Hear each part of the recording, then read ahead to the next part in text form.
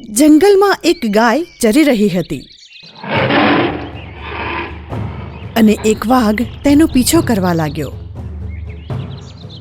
જીવ બચાવવા અને વાઘના પંજાથી બચવા માટે ગાયે બહુ ઓછા પાણીવાળા કીચડથી ભરેલા તળાવમાં છલાંગ મારી દીધી.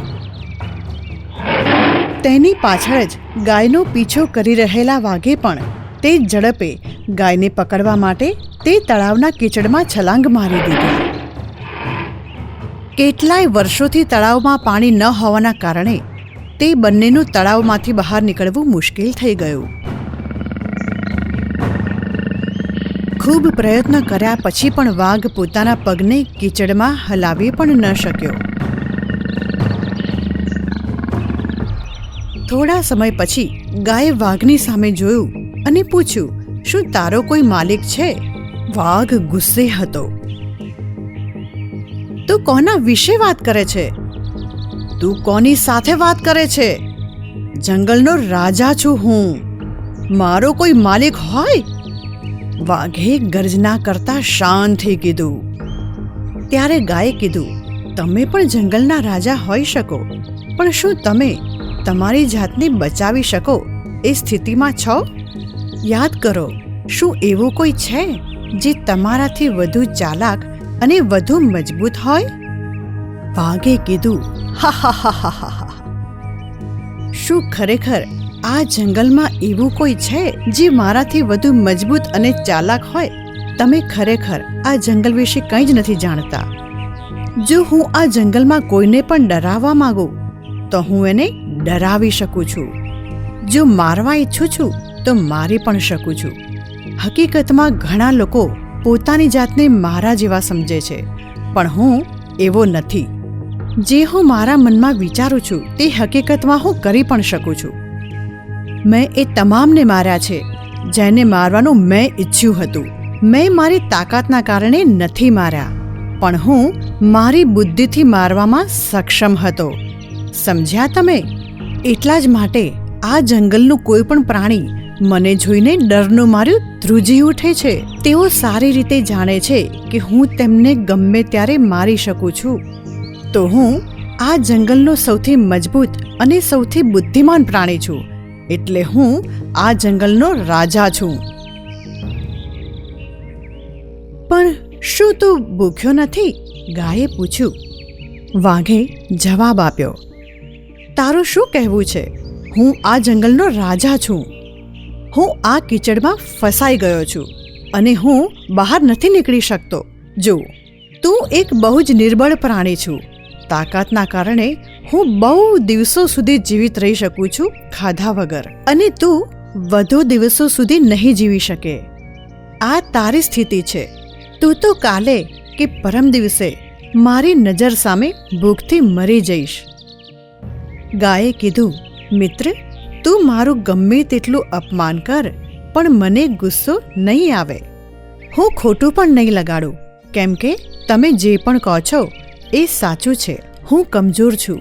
હું મારો બચાવ પણ નથી કરી શકતી, પણ સૂરજ આથમતા જ મારો માલિક અને તેનું આખું કુટુંબ મને શોધશે.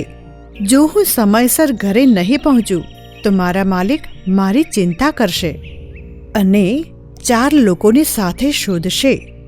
એમ વિચારીને કે કોઈએ મને પકડીને રાખી લીધી છે, તેઓ આ કીચડ સુધી પણ જરૂર આવશે અને મને બહાર કાઢશે. ગાયે ખૂબ જ આત્મવિશ્વાસ સાથે કહ્યું. જ્યારે વાઘે ગંભીરતાથી સાંભળ્યું ત્યારે ગાયે જે કીધી તે વાત તેને સ્પષ્ટ રીતે સમજાઈ ગઈ. વાઘ નવાઈ પામી ગયો. મારાથી કમજોર, મારાથી ઓછી બુદ્ધિમાન, આખરે તો એ એક સામાન્ય પાલતુ ગાય છે. મેં ક્યારેય નહોતું વિચાર્યું કે આ ગાય જેનો હું પીછો કરતો હતો મને દયામણી રીતે જોશે. સાંજ પડતા જ જેવું ગાયે કહ્યું હતું તેનો માલિક 5 માણસો સાથે આવી ગયો. ગાયની તરફ જોયું અને તેને કાઢવા માટે નજીક આવી ગયો. એમણે બાજુમાં વાઘને પણ જોયો. માલિકને એ વાઘને નિરાશ જોઈ ખૂબ જ દયા આવી. એ બધા એ બંનેને બહાર કાઢવા અને બચાવવાનું વિચારી રહ્યા. પણ જ્યારે તેઓ દોરડા અને લાકડીઓ સાથે કીચડની અંદર આવ્યા અને વાઘની નજીક દોરડા ફેંક્યા તો વાઘ તેમને જોઈ ભડકી ઉઠ્યો. પોતાના સ્વભાવના કારણે ધીરજ ન રાખતા તેમના પર ગરજવા લાગ્યો. ત્યારે ગાયના માલિક અને તેમના માણસોએ તેની સામે જોયું. ઓહ, આ સ્થિતિમાં પણ તે નથી બદલાયો, તો તેમણે પણ દયા દાખવવી છોડી દીધી. પણ ગાયને તેના માલિક પર ભરોસો હતો. દોરડા અને લાકડીઓ સાથે જ્યારે તે લોકો ગાય પાસે ગયા ત્યારે પણ ગાય નિશ્ચિંત થઈને ઊભી હતી. તેને વિશ્વાસ હતો કે તેનો માલિક તેને નહીં મરવા દે. વાઘ તેમને જોઈ રહ્યો હતો. તેની આંખો સામે જ બધાએ મળીને ગાયને બચાવી લીધી. તેના પર લાગેલો કીચડ જોઈ માલિક દુઃખી થયો અને પંપાળતા પાણીમાં ઊભા રહીને તે ગાયને સાફ કરી દીધી. માથા નીચે અને ગળા નીચે પોતાના હાથથી પ્રેમથી પંપાળ્યું. ત્યારબાદ ખૂબ જ પ્રેમ અને ખુશીથી પોતાની સાથે લઈ ગયા.